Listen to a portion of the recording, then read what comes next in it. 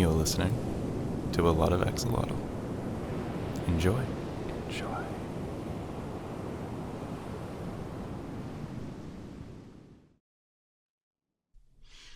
Hey, welcome back. And welcome on in if you are new.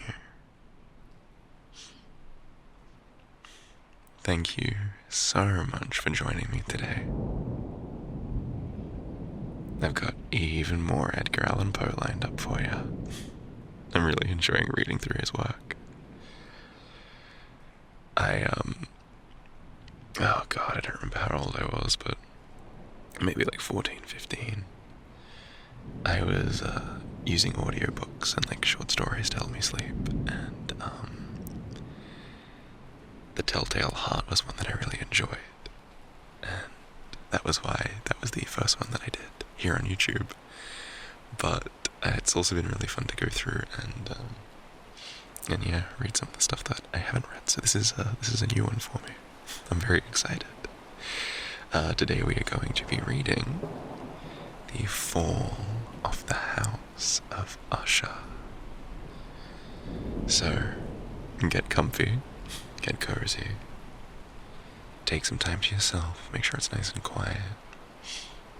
Do the best that you can with whatever environment you're in right now. And we'll get started.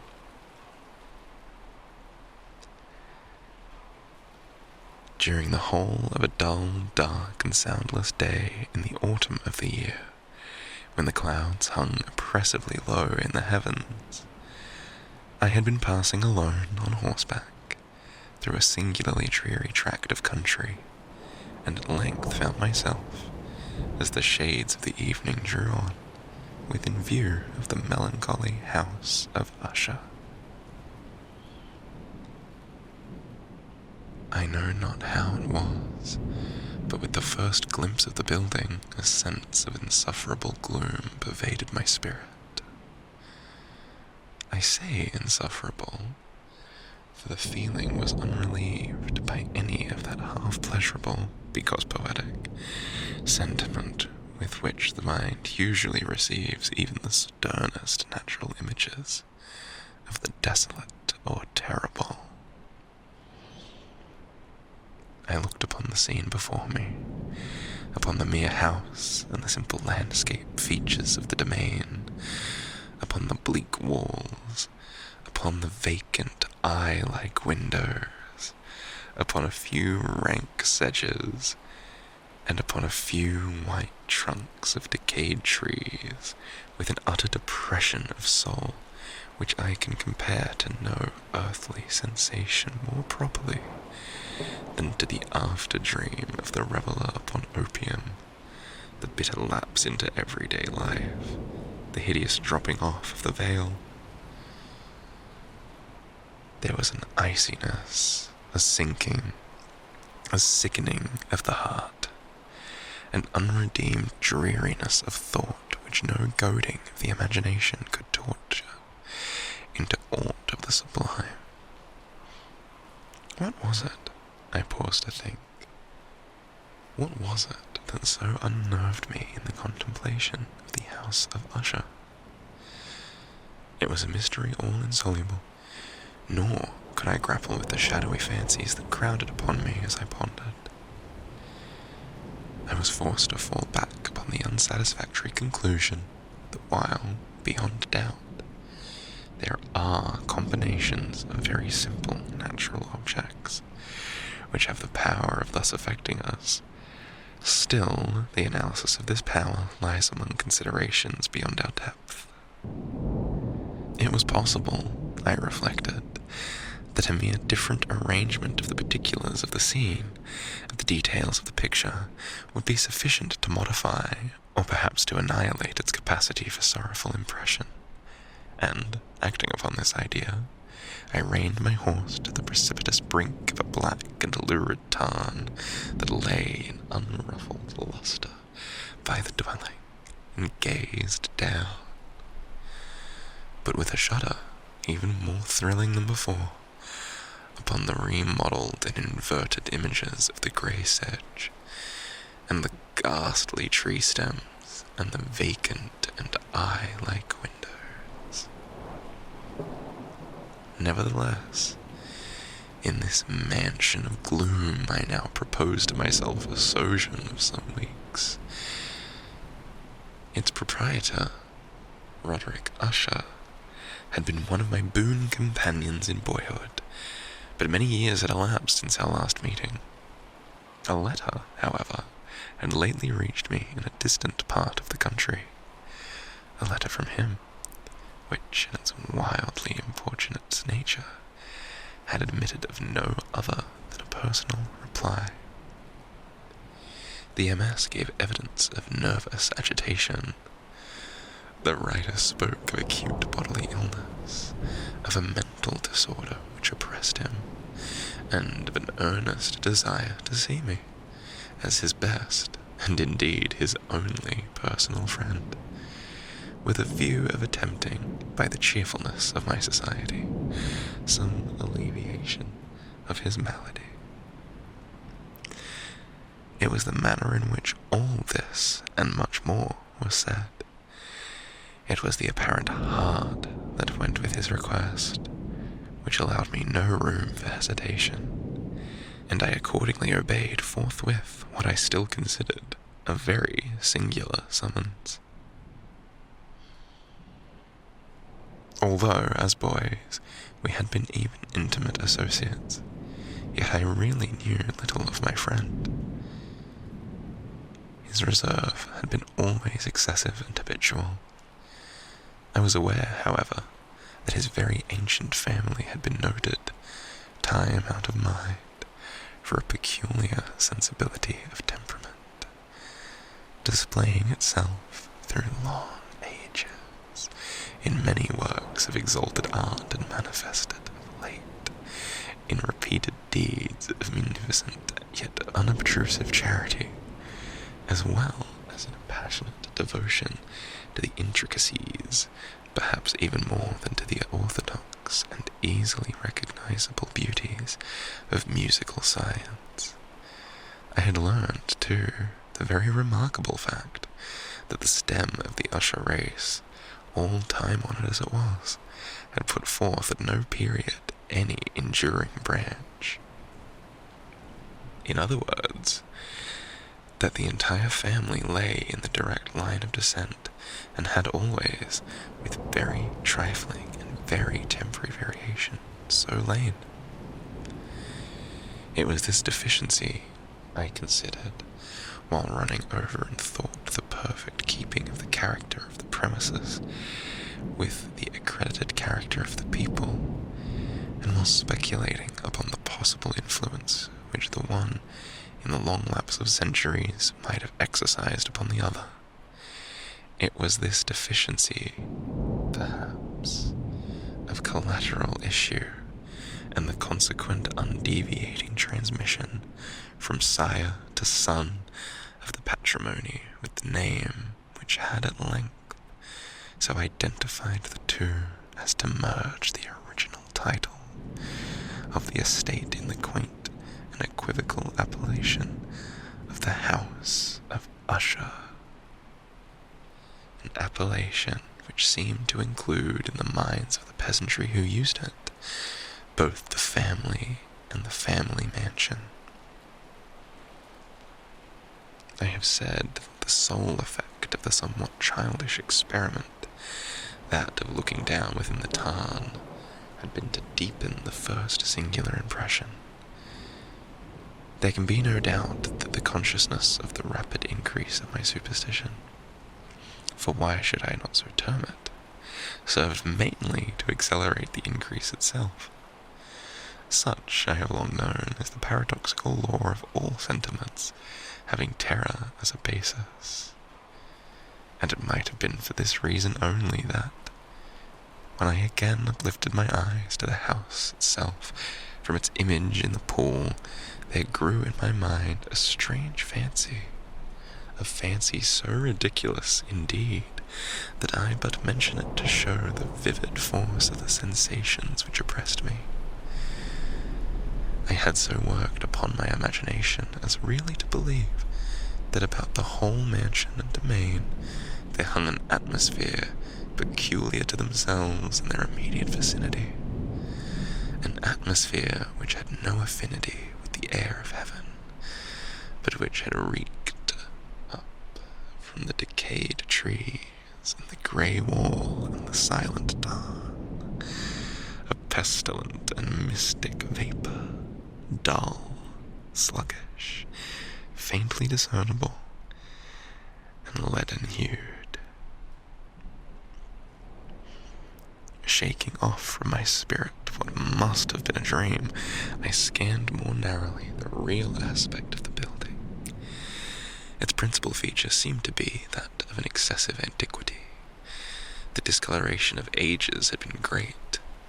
Minute fungi overspread the whole exterior, hanging in a fine tangled webwork from the eaves. Yet all this was apart from any extraordinary dilapidation. No portion of the masonry had fallen, and there appeared to be a wild inconsistency between its still perfect adaptation of parts and the crumbling condition of the individual stones. In this there was much that reminded me of the specious totality of old woodwork which had rotted for long years in some neglected vault, with no disturbance from the breath of the external air. Beyond this indication of extensive decay, however, the fabric gave little token of instability. Perhaps the eye of a scrutinizing observer might have discovered a barely perceptible fissure which, extending from the roof of the building in front, made its way down the wall in a zigzag direction until it became lost in the sullen waters of the tarn. Noticing these things, I rode over a short causeway to the house. A servant in waiting took my horse, and I entered the Gothic archway of the hall. A valet of stealthy step thence conducted me in silence through many dark and intricate passages in my progress to the studio of his master. Much that I encountered on the way contributed, I know not how, to heighten the vague sentiments of which I had already spoken. While the objects around me, while the carvings of the ceiling, the sombre tapestries of the walls, the ebon blackness of the floors, and the phantasmagoric immemorial trophies which rattled as I strode, were but matters to which, or to such as which, I had been accustomed from my infancy, while I hesitated not to acknowledge how familiar was all this. I still wondered to find how unfamiliar were the fancies which ordinary images were stirring up. On one of the staircases, I met the physician of the family. His countenance, I thought, wore a mingled expression of low cunning and perplexity. He accosted me with trepidation and passed on. The valet now threw open a door and ushered me into the presence of his master.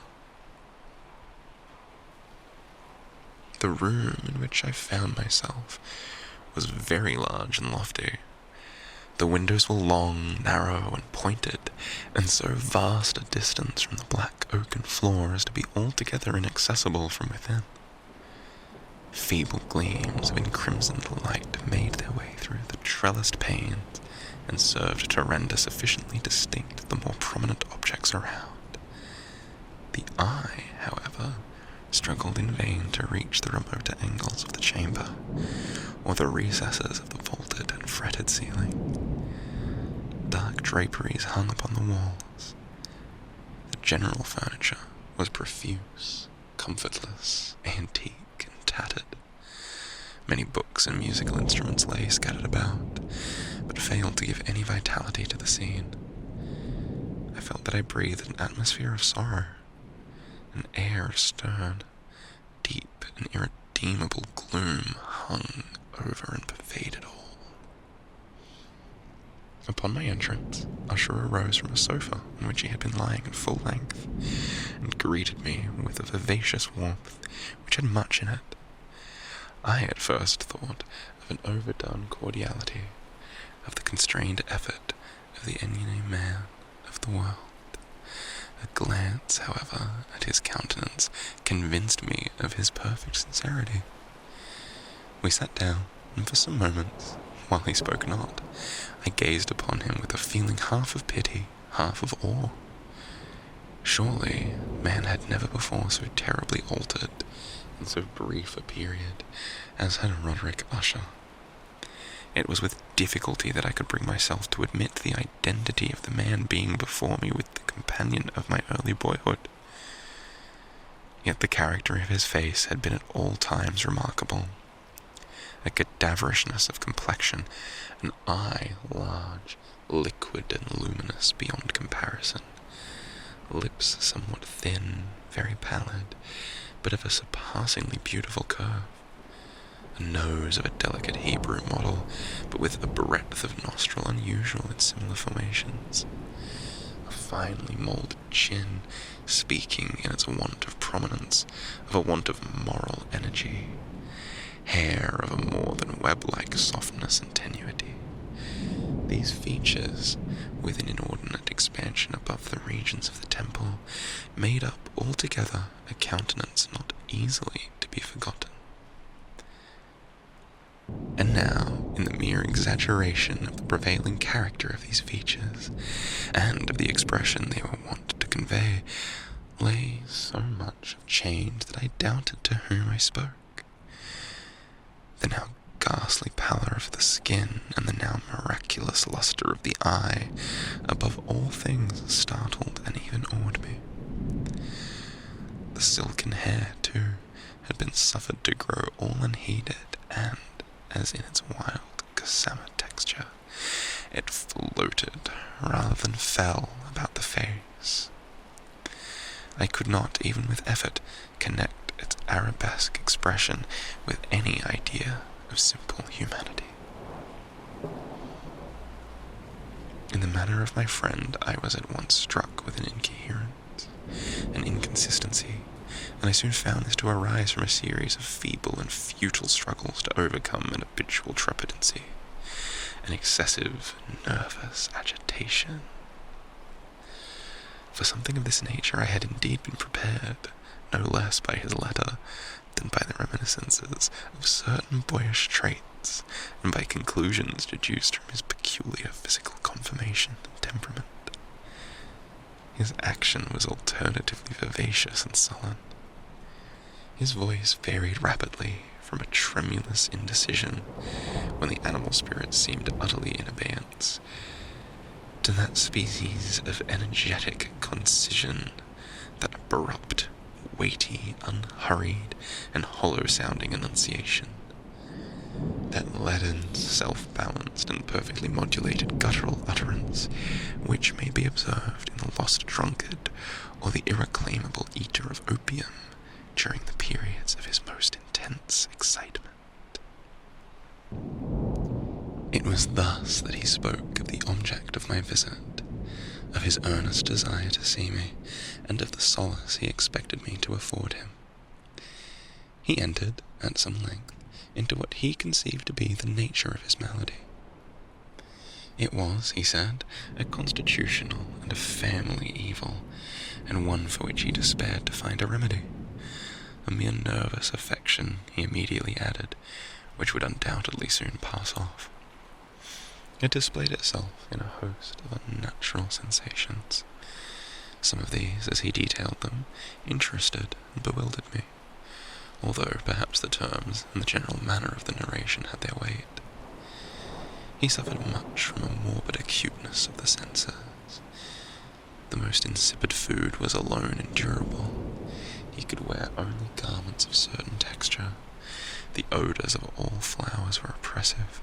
His eyes were tortured by even a faint light, and there were but peculiar sounds, and these from stringed instruments which did not inspire him with horror. To an anomalous species of terror I found him a bounden slave. "I shall perish," said he. "I must perish in this deplorable folly. Thus, and not otherwise shall I be lost. I dread the events of the future, not in themselves, but in their results. I shudder at the thought of any, even the most trivial, incident which may operate upon this intolerable agitation of soul.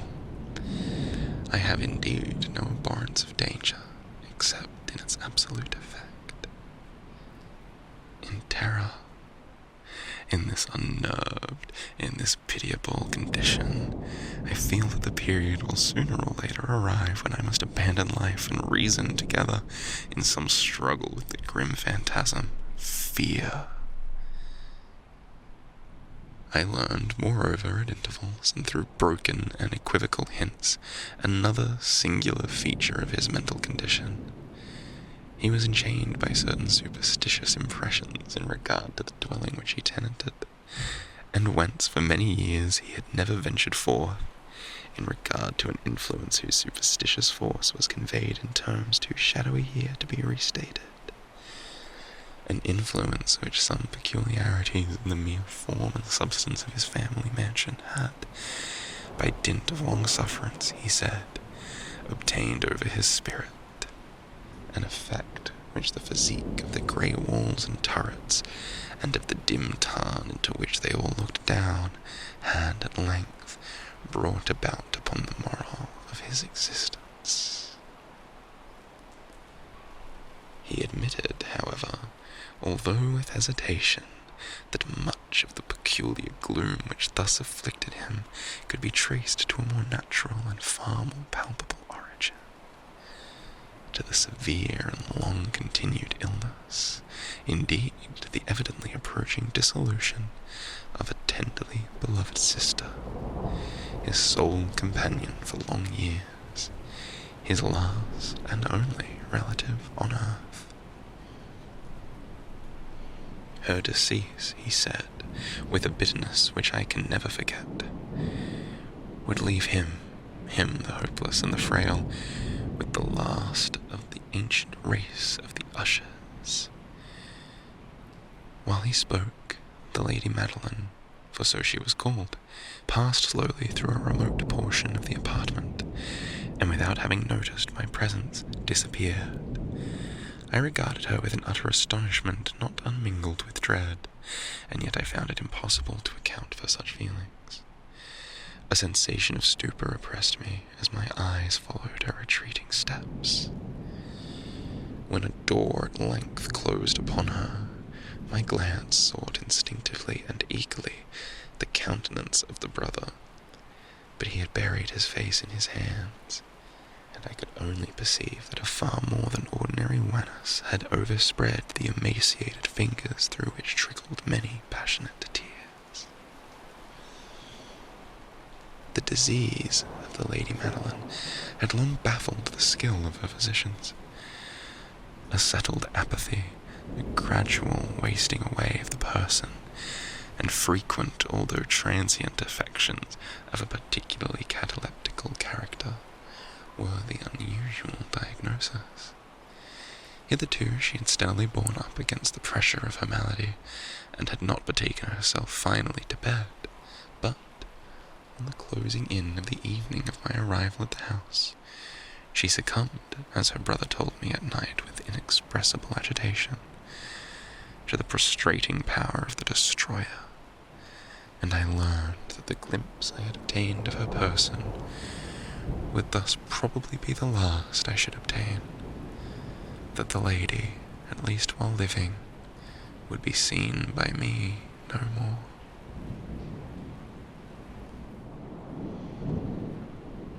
For several days ensuing, her name was unmentioned by either Usher or myself, and during this period I was busied in earnest endeavours to alleviate the melancholy of my friend. We painted and read together, or I listened as if in a dream to the wild improvisations of his speaking guitar. And thus, as a closer and still closer intimacy admitted me more unreservedly into the recesses of his spirit, the more bitterly did I perceive the futility of all attempt at cheering a mind from which darkness, as if an inherent positive quality, poured forth upon all objects of the moral and physical universe. in one unceasing radiation of gloom. And I think that is where I'm going to leave it for tonight. I feel like it would be best to split this one up into 2 parts. I want to make sure that I do it justice. And I'm also aware that there's kind of a lot of noise going on around me right now, and I don't want that to become distracting, so I don't want to read on and risk it getting any worse. That being said, I hope you've enjoyed so far. I've really enjoyed reading it. I hope you feel rested, relaxed, energized, however you need to be feeling right now. Whatever you needed, I hope this helped, and if it did, I'm very glad. Thank you so much for taking some time out of your day and spending it with me. And I'll see you in a couple of weeks for part 2.